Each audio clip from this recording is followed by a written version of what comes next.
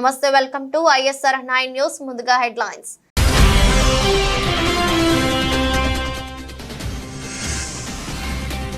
తిరుమల లడ్డు వివాదంలో సుప్రీంకోర్టు కీలక నిర్ణయం, ప్రత్యేక సిట్ ఏర్పాటుకు ఆదేశాలు.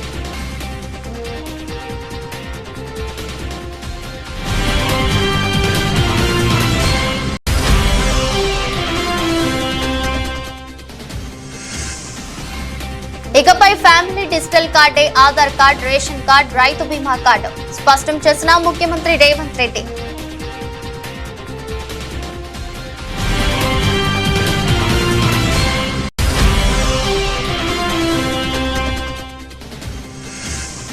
సనాతన ధర్మాన్ని దెబ్బతీయాలని చూసేవారు ఎవరైనా సరే తుడిచిపెట్టుకుపోతారు, హెచ్చరించిన ఉప ముఖ్యమంత్రి పవన్ కళ్యాణ్.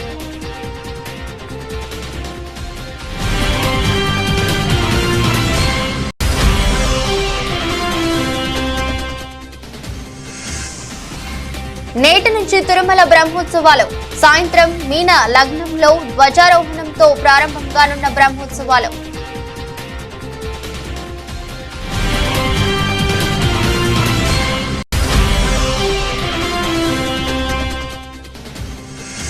పవన్ కళ్యాణ్ చేసిన వ్యాఖ్యలకు ఘాటుగా బదులిచ్చిన వైసీపీ నేత భూమన కరుణాకర్ రెడ్డి. ఆయన ప్రసంగం పీఠాధిపతులు కూడా హడలిపోయేలా ఉందని ఎద్దేవా.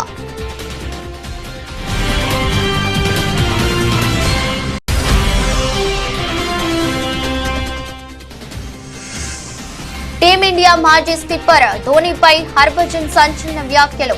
ధోనీతో కంటే రోహిత్ తోనే ఆటగాళ్లు ఎక్కువగా కలిసిపోతారని వ్యాఖ్య.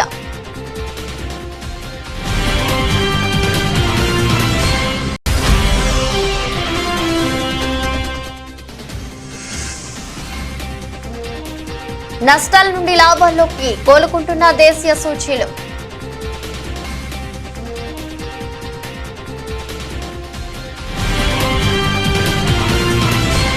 రాష్ట్రం ఏర్పడిన నాటి నుంచి రేషన్ కార్డు కోసం ప్రజలు ఎంతో ఎదురు చూశారని రేవంత్ రెడ్డి తెలిపారు. రేషన్ కార్డుల జారీని తమ ప్రభుత్వం వెనక్కి తీసుకుందని కొందరు తప్పుడు ప్రచారాలు చేస్తున్నారని విమర్శించారు. వివిధ శాఖల ద్వారా పలు సంక్షేమ పథకాలు అమలవుతున్నాయని, ప్రభుత్వంలోనే 30 శాఖలను ఒకే దగ్గరకు తీసుకురావాలని, 1 స్టేట్ 1 కార్డును తీసుకువస్తున్నట్టు వెల్లడించారు. రేషన్ కార్డు, ఆరోగ్యశ్రీ, రైతు రుణమాఫీ, ఆర్టీసీ ఉచిత బస్సు సదుపాయం, ఉచిత విద్యుత్, ఫీజు రియంబర్స్మెంట్ తదితర అన్ని పథకాలకు ఇకపై ఒకే కార్డు ఉంటుందన్నారు. జనన మరణాల నమోదుకు, ఇతర మార్పులకు కూడా డిజిటల్ కార్డు ఉపయోగపడుతుందని చెప్పారు. డిజిటల్ కార్డు ద్వారా హెల్త్ చెకప్లు మరింత సులువుగా మారతాయని అన్నారు. డిజిటల్ కార్డు ద్వారా రాష్ట్రంలో ఎక్కడైనా రేషన్ తీసుకోవచ్చని పేర్కొన్నారు. మంత్రి పొంగులేటి శ్రీనివాసరెడ్డి మాట్లాడుతూ, ఇందిరమ్మ రాజ్యంలో అందరికీ న్యాయం చేయాలని రేవంత్ రెడ్డి ప్రభుత్వం కృషి చేస్తుందని తెలిపారు. ప్రతి నియోజకవర్గంలో డిజిటల్ కార్డుల పంపిణీ ఉంటుందని, 5-6 రోజుల్లో అందరి అభిప్రాయాలు, సూచనలు తీసుకుంటున్నామని అన్నారు. ఈ family digital card 1 nation 1 ration ఏదైతే ఉన్నదో ఆ విధానంలో భాగంగా 1 స్టేట్ 1 కార్డ్ తెలంగాణ రాష్ట్రంలో ప్రతి కుటుంబానికి ఒక గుర్తింపు కార్డునివ్వాలి. ఆ గుర్తింపు కార్డులో వాళ్ళకు అందుబాటులోకి తీసుకొచ్చిన సంక్షేమ పథకాలన్నిటిని కూడా డిజిటలైజ్ చేసి కంప్యూటర్లో పొందుపరిచి ఏ శాఖ కావాలన్నా వాటిని చూడడానికి అర్హులైన వాళ్ళందరికీ సంక్షేమ పథకాన్ని అమలు చేయాలని ఈ విధానాన్ని తీసుకొచ్చినాము.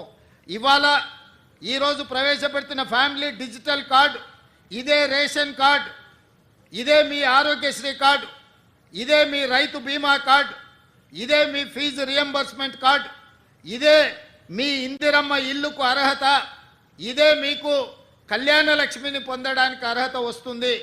ప్రతి సంక్షేమ పథకం 200 యూనిట్లు ఉచిత కరెంటు కావచ్చు, ఆర్టీసీ బస్సు ఉచిత ప్రయాణం కావచ్చు, ఈ రకంగా రాష్ట్ర ప్రభుత్వం అమలు చేస్తున్న ప్రతి సంక్షేమ పథకాలను ఇందులోకి తీసుకొచ్చి అన్ని రకాలుగా మీ కుటుంబాలకు ఈ కార్డు ఒక రక్షణ కవచం కల్పించడానికే ఈ ఫ్యామిలీ డిజిటల్ కార్డుని రాష్ట్ర ప్రభుత్వం తీసుకొచ్చింది. సనాతన ధర్మాన్ని దెబ్బతీయాలని చూసేవారు ఎవరైనా సరే తుడిచిపెట్టుకుపోతారని ఉప ముఖ్యమంత్రి జనసేన పార్టీ అధినేత పవన్ కళ్యాణ్ హెచ్చరించారు. దీనిపై బలమైన చట్టం రావాల్సి ఉందన్నారు. గురువారం రాత్రి తిరుపతిలోని జ్యోతిరావు పులే కూడలిలో జరిగిన వరాహి డిక్లరేషన్ సభలో ఆయన ప్రసంగించారు. అత్యధిక అసెంబ్లీ పార్లమెంట్ స్థానాలు గెలిచి కేంద్ర ప్రభుత్వానికి వెన్నుదన్నుగా నిలిచిన తమ కూటమి ప్రభుత్వానికి రాజకీయాలు చేయాల్సిన అవసరం లేదని, ఇప్పుడేమీ ఎన్నికలు కూడా లేవని తెలిపారు. అధికారంలోకి వచ్చి కేవలం 100 రోజులే అయింది. ఎన్నికల్లో అభివృద్ధి సంక్షేమాలపై ఇచ్చిన హామీలను ఎలా నిలబెట్టుకోవాలా అన్న దాని గురించి ఇప్పుడు మేము ఆలోచిస్తున్నాం. దశాబ్దాలుగా చూస్తున్నాం. ఇదేం కొత్త కాదు. చట్టాలు కూడా పనిచేస్తాయా? చట్టాలు కూడా ఎలా పనిచేస్తాయి అంటే సనాతన ధర్మాన్ని పాటించే వారిపై వైపు నిర్దాక్షిణ్యంగాను, సనాతన ధర్మం పాటించే వారి వైపు చట్టాలు ఎలా పనిచేస్తాయంటే నిర్దాక్షిణ్యంగా పనిచేస్తాయి. అన్య ధర్మాలు పాటించే వారిపై ఎక్కువ మానవత్వం, దయ చూపిస్తారు. ఇంకా దూషణ చేసే వారికి కోర్టులు రక్షణ కల్పిస్తాయి. అయిన వాళ్ళకి ఆకులు, కాని వాళ్ళకి కంచాలు. ఇప్పుడు అది కూడా పోయింది, ఆకులు కూడా పోయింది. చేతుల్లో పెట్టి నాక్కోమంటున్నారు సనాతన ధర్మం ప్రాక్టీస్ చేసేవాళ్ళు. ఇదన్నా సరదాగా చెప్పట్లా. ఈ స్టేట్మెంట్ని సబ్స్టాన్షియేట్ చేయడానికి చిన్న ఉదాహరణ. ఈ మధ్యన ఒక యువ నాయకుడు అన్న మాటలు, సనాతన ధర్మం ఒక వైరస్, దాన్ని అంతం చేస్తాం. మీరు ఇలాంటి స్టేట్మెంట్స్ ఒక ఇస్లాం మీద జరిగితే వెంటనే దేశంలో ఉన్న కోర్టులన్నీ స్పందిస్తాయి, నిర్దాక్షిణ్యంగా శిక్షిస్తాయి. కానీ సనాతన ధర్మాన్ని బూతులు తిట్టండి, శ్రీరామచంద్రమూర్తిని పాదరక్షలతో కొట్టండి, అమ్మవారిని తిట్టండి, సరస్వతి అమ్మవారిని ఏదైనా చేయండి, ఒక్క కోర్టులు భయపడతాయి కోర్టులు కూడా. తిరుమల లడ్డు కల్తీ వ్యవహారంపై స్వతంత్ర బృందంతో విచారణ జరిపించడం మంచిదని సుప్రీంకోర్టు అభిప్రాయపడింది. 5 సభ్యులతో దర్యాప్తు బృందం ఏర్పాటు చేయాలని జస్టిస్ బిఆర్ గవాయ్ తెలిపారు. 2 సిబిఐ, 2 రాష్ట్ర పోలీస్ అధికారులు, 1 ఫుడ్ సేఫ్టీ అధికారితో సిట్ ఏర్పాటు చేయాలని సూచించారు. ఈ బృందాన్ని సిబిఐ డైరెక్టర్ సూపర్వైజ్ చేయాలన్నారు. తిరుమల లడ్డూగా వ్యవహారం కోట్లాది భక్తులకు సంబంధించిన అంశమని, ఇందులో రాజకీయ డ్రామా వద్దని సుప్రీంకోర్టు కోరింది. తిరుపతి లడ్డు వివాదంపై శుక్రవారం ఉదయం justice BR Gavai, justice KV విశ్వనాథన్లతో కూడిన ధర్మాసనం విచారణ చేపట్టింది. ఈ సందర్భంగా కేంద్రం తరపున సొలిసిటర్ జనరల్ తుషార్ మొహతా వాదనలు వినిపించారు. ఏపీ ప్రభుత్వం ఏర్పాటు చేసిన ప్రత్యేక బృందం కొనసాగించాలా లేదా ప్రత్యేక స్వతంత్ర దర్యాప్తు సంస్థను ఏర్పాటు చేయాలా అన్న అంశంపై కేంద్రం తరపున అభిప్రాయం చెప్పాలని గత విచారణలో సుప్రీంకోర్టు అడిగిన దానికి ఆయన బదులు ఇచ్చారు. లడ్డూ వ్యవహారంలో ఆరోపణలు నిజమైతే అది ఆమోదయోగ్యం కాదని అన్నారు. ఈ కేసు విచారణకు సిట్ విచారణ ఒక్కటే సరిపోదని అభిప్రాయం వ్యక్తం చేశారు. కేంద్రం నుంచి పర్యవేక్షణ ఉండటం మంచిదని తెలిపారు. వైవి సుబ్బారెడ్డి తరపున కపిల్ సిబిల్ వాదనలు వినిపించారు. నెయ్యి కల్తీ జరిగింది టీడీపీ సమయంలోనే అని ఆయన కోర్టుకు తెలిపారు. నెయ్యిలో కల్తీ ఉంటే లోపలికి ఎందుకు అనుమతించారని ప్రశ్నించారు. ఈ వ్యవహారంపై సీఎం మాట్లాడారని, నిన్న మరొకరు మాట్లాడారని చెప్పారు. ఇలాంటి సమయంలో సిట్ దర్యాప్తును సరికాదని పేర్కొన్నారు. దీంతో వాదనలు విన్న ధర్మాసనం 5 సభ్యులతో సిట్ ఏర్పాటు చేయాలని సూచించింది.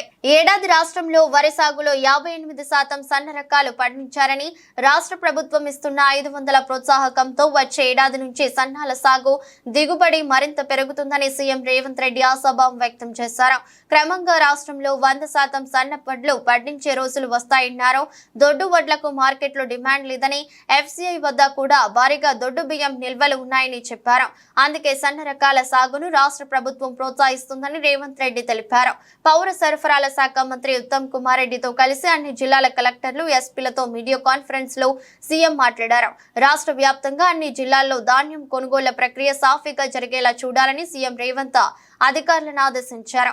రైతులకు ఇచ్చిన మాట ప్రకారం ఈ సీజన్ నుంచే సన్నాలకు ఎంఎస్పీకి అదనంగా ఒక్కో క్వింటాలకు 500 బోనస్ చెల్లిస్తామని స్పష్టం చేశారు. గత సీజన్ లో కొనుగోలు కేంద్రాల్లో ధాన్యం అమ్మిన రైతులకు 3 రోజుల్లో డబ్బులు ఇచ్చామని, ఈసారి 48 గంటల్లోపే రైతుల ఖాతాల్లో డబ్బులు జమ చేసేందుకు ప్రయత్నిస్తున్నామన్నారు.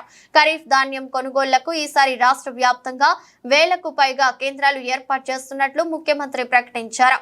ఇప్పటికే గుర్తించిన కేంద్రాలు కాకుండా ఇంకా ఎక్కడైనా అవసరమని కలెక్టర్లు భావిస్తే ఏర్పాటు చేయాలన్నారు.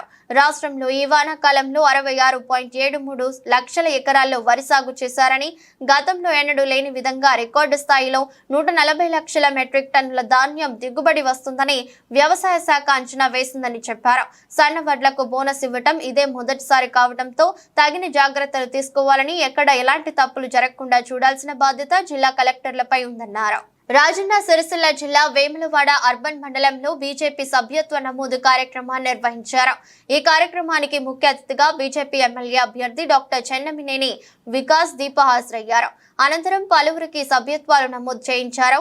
వికాస్ రావు మాట్లాడుతూ బీజేపీ పార్టీలో చేరడానికి యువత ఆసక్తి చూపుతున్నారని అన్నారు.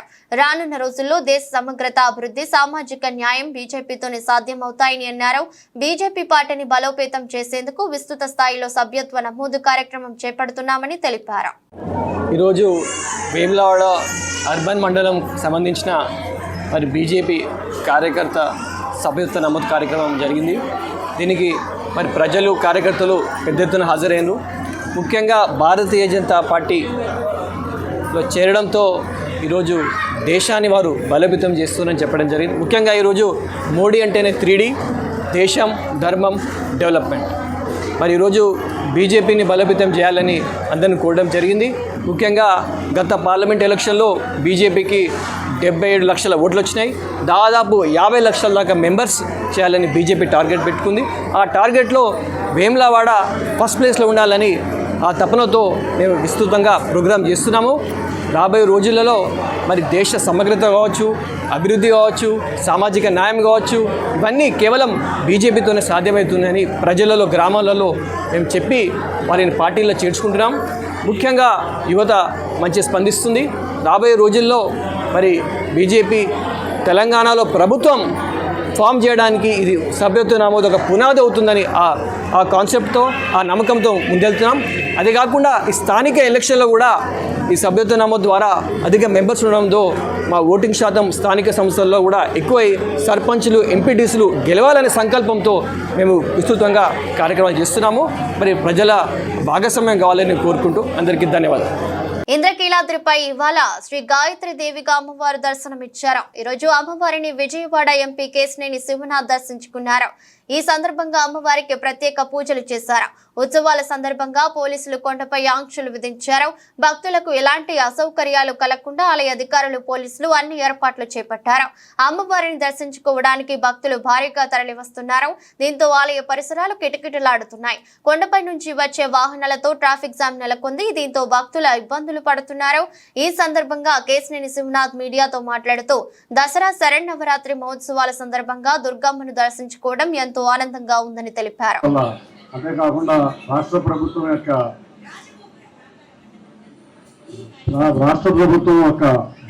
చొరవతో అతి త్వరలో విజయవాడ నగరం వరద బాధితుల నుంచి తప్పించుకున్నాం.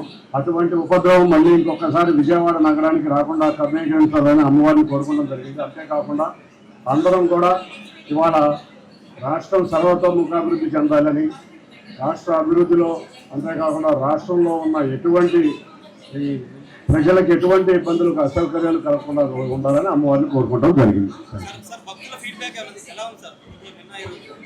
నిన్న చూసాం, ఇవాళ చూసాం, అందరూ కూడా చాలా సంతోషంగా వ్యక్తం చేస్తున్నారు. సౌకర్యాలు విషయంలో సంతోషం వ్యక్తం చేస్తున్నారు. ప్రజలే కాకుండా ప్రతిపక్ష నేతలు కూడా సంతోషం వ్యక్తం చేసి వెళ్ళిన సంఘటనలు నేను చూసాం. ఇటువంటి అరుదైన సంఘటనలు, ఇటువంటి ఘనత ఇవాళ ప్రభుత్వం ఏర్పాటు చేసిన అధికారులకి, ఇక్కడ కష్టపడిన ప్రతి ఒక్కరికి ధన్యవాదాలు తెలుపుకుంటున్నాను.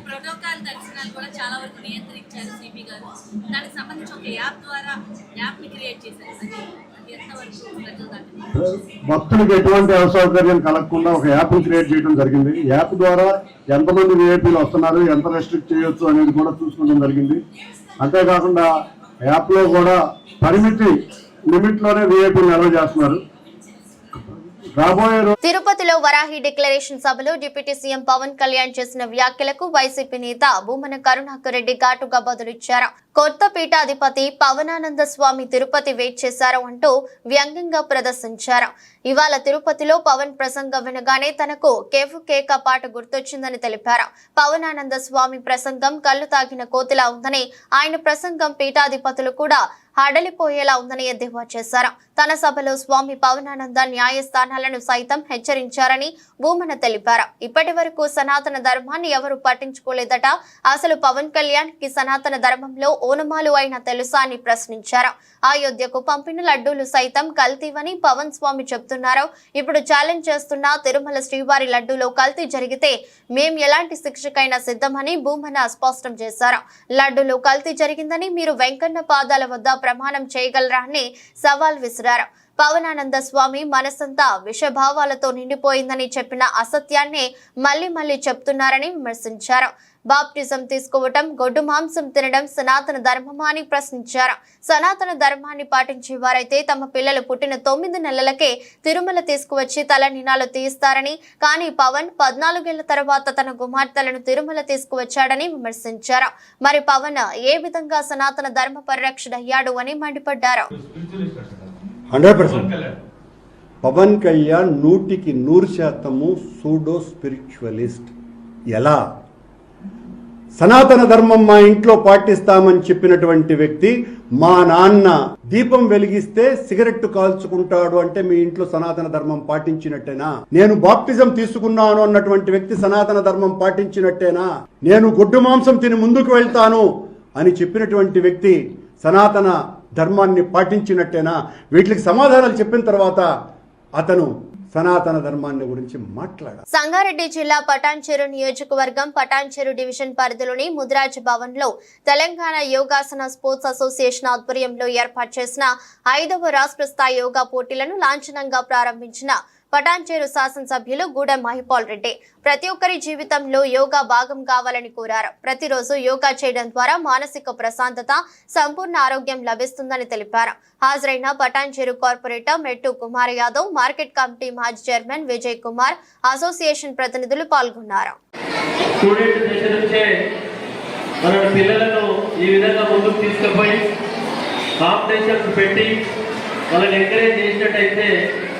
ఇంకా చాలా మంది ముందుకొచ్చి ఇప్పుడున్న పరిస్థితులలో చూస్తూ ఉంటే భయమవుతా ఉన్నది. స్టూడెంట్స్ అందరూ చాలా పెడదారి బట్టి మత్తు పానీయాలకు బానిసలై తల్లిదండ్రులు పెట్టుకున్న నమ్మకాన్ని వమ్ము చేయకుండా రకరకాల పెడదారి పోతా ఉన్నారు.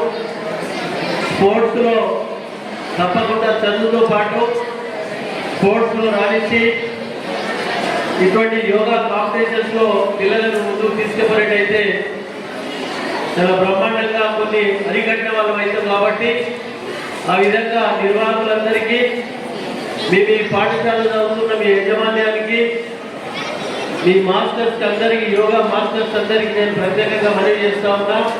ఇటువంటి కార్యక్రమాలు ఎక్కడికక్కడ నిర్వహించి పిల్లలను చదువు, క్రీడలు, యోగా వంటి ఒక అలవాట్లను ముందుకు తీసుకున్నట్టయితే రేపు రాబో కాలంలో పిల్లలు మంచి ఆలోచనతోటి ముందుకు మన తెలంగాణ ప్రాంతాలు కాకుండా యావత్ ప్రపంచమంతా వాళ్ళు మంచి ఆలోచనతో ముందుకెళ్ళి వాళ్ళ తల్లిదండ్రులు పెట్టుకున్న నమ్మకాన్ని ఎక్కడ బాబు చేయకుండా ముందుకెళ్తారని ఆశిస్తూ ఈ కాంపిటీషన్ పటాన్చెరు నియోజకవర్గంలో ఆల్రెడీ మన తెలంగాణ రాష్ట్ర స్టూడెంట్స్ అందరికీ యోగా కాంపిటీషన్ మన ముదిరాజ్ భవన్లో తెలంగాణ రాష్ట్ర వ్యాప్తంగా వచ్చిన యోగా స్టూడెంట్స్కి అందరికీ, నిర్వాహకులకు, వేదిక పైన ఆశలైన పెద్దలందరికీ ఆ ముదిరాజ్ భవన్ పావనం అయిపోయినప్పుడు తెలంగాణ రాష్ట్రం అంతా తెలంగాణ రాష్ట్ర నలుమూలకి వచ్చి మా ముదిరాజ్ భవన్లో ఈ యోగా కాంపిటీషన్ నిర్వహిస్తున్నందుకు మా ముదిరాజ్ భవన్ కింద పావనమైంది, మా నియోజకవర్గం కింద పావనమైందని తెలియజేస్తూ మీ అందరికీ మరొకసారి నేను ఈ కార్యక్రమంలో పాల్గొన్న ప్రతి ఒక్కరికి పేరు పేరున నేను తెలుసు వచ్చి నమస్కరించుకుంటూ ధన్యవాదాలు తెలియజేస్తాను. ఇంద్రకీలాద్రిపై శ్రీ గాయత్రి దేవిగా దర్శనమిస్తున్న దుర్గమ్మను గన్నవరం ఎమ్మెల్యే యార్లగడ్డ వెంకట్రావు కుటుంబ సమేతంగా దర్శించుకున్నారు. దర్శనం అనంతరం మీడియా పాయింట్ వద్ద ఆయన మాట్లాడుతూ గాయత్రి దేవి అలంకారంలో దర్శనమిస్తున్న దుర్గమ్మను దర్శించుకోవడం ఆనందంగా ఉందని, భక్తులకు ఎటువంటి లోటుపాట్లు కలగకుండా ప్రభుత్వం మంచి ఏర్పాట్లు చేసినట్లు తెలిపారు. దుర్గమ్మ దయతో రాష్ట్రం వరదల నుండి త్వరగా కోలుకుందని చెప్పారు. ఉత్సవాలు విజయవంతంగా నిర్వహించేందుకు 50 56 మందితో ప్రభుత్వం ఉత్సవ కమిటీని ఏర్పాటు చేసిందన్నారు. ముఖ్యమంత్రి చంద్రబాబు ఆధ్వర్యంలో రాష్ట్రం అభివృద్ధి పదంలో ముందుకు వెళ్లాలని, అమ్మవారి శక్తి ప్రభుత్వానికి ఇవ్వాలని కోరుతున్నట్లు తెలిపారు. దసరా శరణవరాత్రి ఉత్సవాల్లో భాగంగా అమ్మవారిని దర్శించుకోవడం జరిగింది. ఏర్పాట్లు బ్రహ్మాండంగా చేశారు. 56 మందితో ప్రభుత్వం ఈ దసరా నవరాత్రుల కోసం వేసిన కమిటీ బ్రహ్మాండంగా పనిచేస్తుందని భావిస్తున్నా. దానికి ఈ ఏర్పాట్లు సంతృప్తికరంగా చేసిన ప్రభుత్వాన్ని కూడా నేను బలంగా నమ్ముతున్నా. అలాగే మొన్న విజయవాడ నగరంలో వరదలు వచ్చినప్పుడు అమ్మవారి దయ వల్ల ప్రజలు బయటపడే పరిస్థితి. రాష్ట్రం సుభిక్షంగా ఉండాలని, అలాగే ఆంధ్రప్రదేశ్ రాష్ట్రం అభివృద్ధి పదంలో ముందుకెళ్లాలని, దానికి అమ్మవారి శక్తి ప్రభుత్వానికి కావాలని, అలాగే ప్రజలందరికీ సుఖశాంతులతో ఉండాలని, నా గణవరం ప్రజలు అలాగే రాష్ట్ర ప్రజలు సుఖశాంతులతో ఉండాలని కోరుకుంటున్నా. Thank you. ఇంద్రకీలాద్రి అమ్మవారి ఆలయంలో ఘనంగా దసరా శరన్నవరాత్రి మహోత్సవాలు వైభవంగా జరుగుతున్నాయి. రెండో రోజు దేవి శరన్నవరాత్రి ఉత్సవాల్లో భాగంగా శుక్రవారం గాయత్రి దేవి అలంకారంలో భక్తులకు దుర్గమ్మ దర్శనమిస్తోంది. తెల్లవారుజామున 4 గంటల నుంచి రాత్రి 11 గంటల వరకు అమ్మవారిని దర్శించుకోవచ్చు. కాగా ఇంద్రకీలాద్రిపై దసరా ఉత్సవాలలో తొలి రోజు గురువారం పెద్ద సంఖ్యలో భక్తులు తరలివచ్చారు. ఉత్సవాల నిర్వహణలో వివిధ శాఖల సమన్వయం కారణంగా అమ్మ దర్శనాలు ప్రశాంతంగా సాగాయి. భక్తులకు ఎలాంటి ఇబ్బందులు కలగకుండా అధికారులు చర్యలు చేపట్టారు. ప్రోటోకాల్ ఉన్న వారికి మినహా అంతరాలయ దర్శనాలను చాలా వరకు నియంత్రించారు. ఈసారి వీఐపీల దర్శనాలను ఉదయం సాయంత్రం నిర్ణీత సమయంలోనే అనుమతించడం వల్ల అంతరాలయ దర్శనాలు తగ్గాయి. శ్రీమాత్రే నమః. ఆదిపరాశక్తి అఖిలాండ కోటి బ్రహ్మాండ నాయకి జగన్మాత ఇంద్రకీలాద్రిపైన కనకదుర్గా స్వరూపంగా అవతరించి భక్తులను అనుగ్రహిస్తున్న ఈ దివ్యమైన క్షేత్రంలో ఈ క్రోధినామ సంవత్సరంలో శ్రీదేవి శారదా శరన్నవరాత్రి దివ్య మహోత్సవములు అత్యంత వైభవోపేతంగా ప్రారంభమై నేడు మనం 2వ రోజులో ఉన్నాం. నేడు అమ్మవారిని మనం శ్రీ గాయత్రీదేవిగా దర్శించుకుంటూ ఉన్నాం, పూజించుకుంటూ ఉన్నాం, ఆరాధిస్తూ ఉన్నాం. అయితే అమ్మవారు ఒక ప్రత్యేకమైన విభిన్నమైన విశిష్టమైన రూపంలో మనకి దర్శనమిస్తున్నది. ఈ రోజున 5 శిరస్సులతో అమ్మవారు మనకి దర్శనమిస్తున్నది. ఈ 5 శిరస్సులు కూడా 5 వర్ణములతో ఉన్నాయి, అంటే 5 రంగులతో. ఇవి దేనికి సంకేతంగా అమ్మవారు ధరించినది అంటే భూమి, అగ్ని, ఆకాశము, వాయువు, జలము అనే పంచభూతములు ఏవైతే ఉన్నాయో ఆ పంచభూత వర్ణములను తన శిరస్సుకు ధరించి తానే ప్రకృతి స్వరూపంగా మనకి దర్శనమిస్తుంది జగన్మాత. 5 శిరస్సులకు 3 నేత్రములతోనూ 10 చేతులతోనూ హంసవాహినిగా ఆ గాయత్రీదేవి మనకి దర్శనమిస్తున్నది. గయాంత్రాయతే ఇది గాయత్రి అంటే ప్రాణశక్తి గాయత్రీదేవి. కాబట్టి త్రిసంధ్యల యందు కూడా మనం ఉపాసించే స్వరూపం ఆ గాయత్రీదేవి. కాబట్టి అటువంటి అమ్మ ఉపాసన చేత ముందుగా మనం ప్రాణశక్తిని మనం పొందగలుగుతాము. అలాగే నా గాయత్ర్యా పరో మంత్రం, గాయత్రి మంత్రానికి మించిన మంత్రం ఇంకొకటి లేదు. అటువంటి అమ్మ ఉపాసన, ఆరాధన, నామ జపం కూడా మనం ప్రాణశక్తిని పొందడమే కాకుండా జ్ఞానాన్ని కూడా మనం పొందగలుగుతాం. తద్వారా ఇహంలో సౌఖ్యమైన ఆనందమైన జీవితాన్ని ఆ అమ్మ అనుగ్రహంతో మనం పొందగలుగుతాం. శ్రీమాత్రే నమః. కలియుగ ప్రత్యక్ష దైవం తిరుమల శ్రీవారి బ్రహ్మోత్సవాలకు ఏర్పాట్లు పూర్తయ్యాయి. ఈ రోజు నుంచి ప్రారంభమయ్యే నవాహ్నిక సాలకట్ల బ్రహ్మోత్సవాలను అంగరంగ వైభవంగా నిర్వహించేందుకు టీటీడీ ఏర్పాట్లను పూర్తి చేసింది. బ్రహ్మోత్సవాల్లో భాగంగా ధ్వజారోహణానికి ముందు రోజు నిర్వహించే అంకురార్పణ కార్యక్రమాన్ని గురువారం రాత్రి శాస్త్రోక్తంగా నిర్వహించారు. ఈ సందర్భంగా సేనాధిపతి విశ్వక్సేనుల ఉత్సవం ఘనంగా జరిగింది.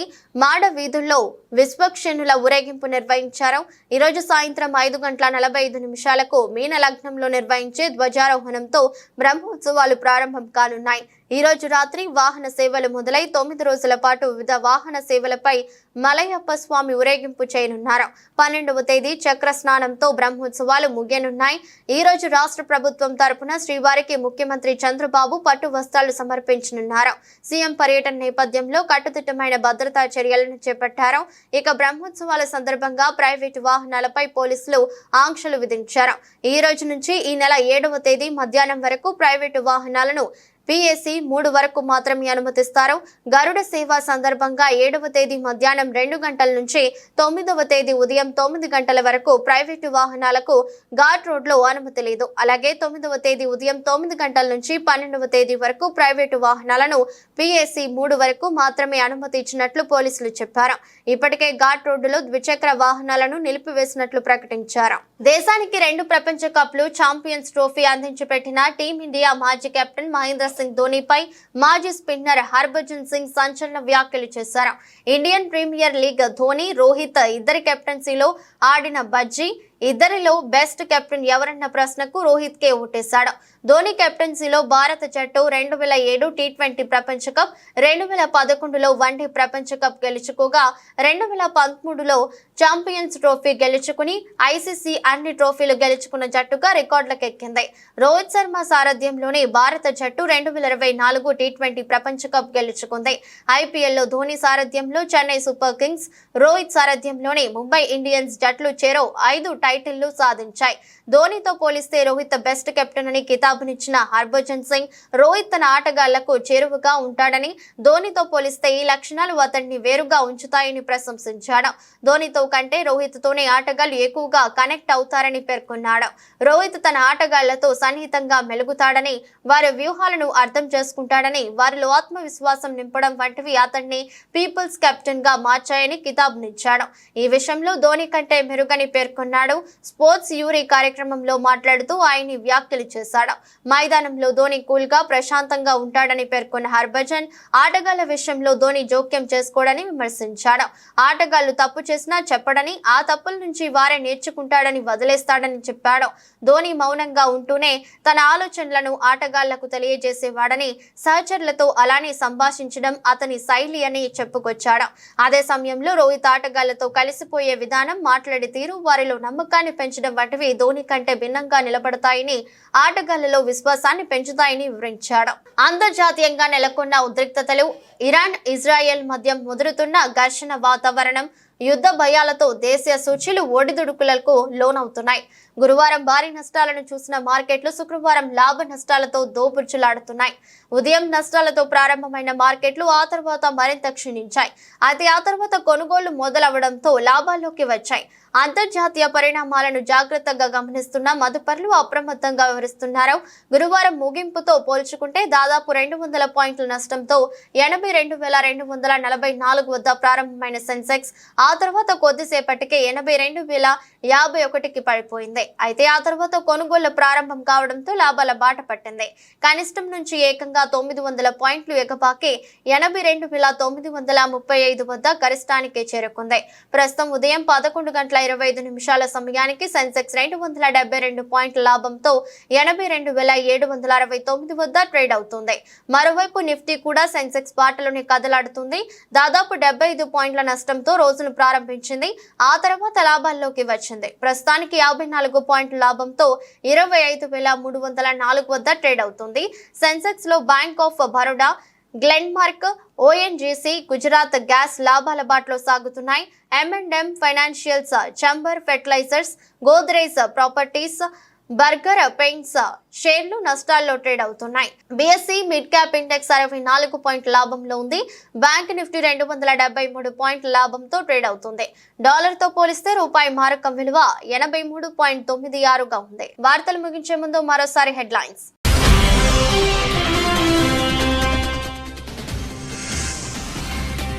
తిరుమల లడ్డు వివాదంలో సుప్రీంకోర్టు కీలక నిర్ణయం, ప్రత్యేక సిట్ ఏర్పాటుకు ఆదేశాలు.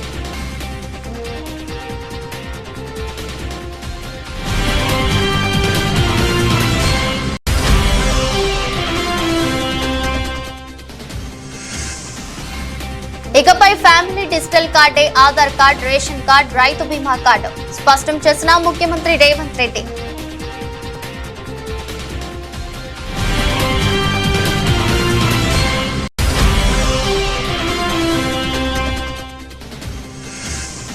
సనాతన ధర్మాన్ని దెబ్బతీయాలని చూసేవారు ఎవరైనా సరే తుడిచిపెట్టుకుపోతారు, హెచ్చరించిన ఉప ముఖ్యమంత్రి పవన్ కళ్యాణ్.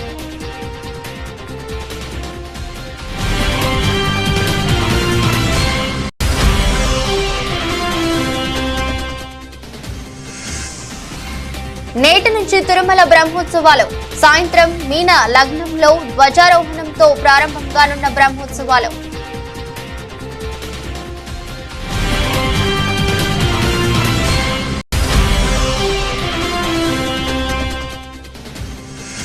పవన్ కళ్యాణ్ చేసిన వ్యాఖ్యలకు ఘాటుగా బదులిచ్చిన వైసీపీ నేత భూమన కరుణాకర్ రెడ్డి. ఆయన ప్రసంగం పీఠాధిపతులు కూడా హడలిపోయేలా ఉందని ఎద్దేవా.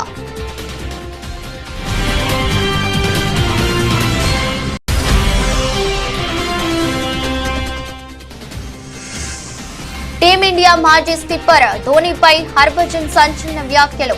ధోనీతో కంటే రోహిత్ తోనే ఆటగాళ్లు ఎక్కువగా కలిసిపోతారని వ్యాఖ్య.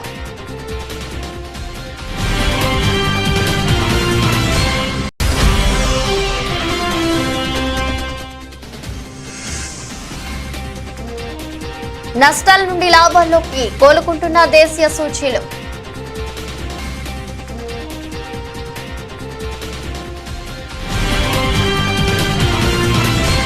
ఇది రోజు బులెటిన్. మరో బులెటిన్లో మళ్ళీ కలుద్దాం. అంతవరకు సెలవు. నమస్కారం.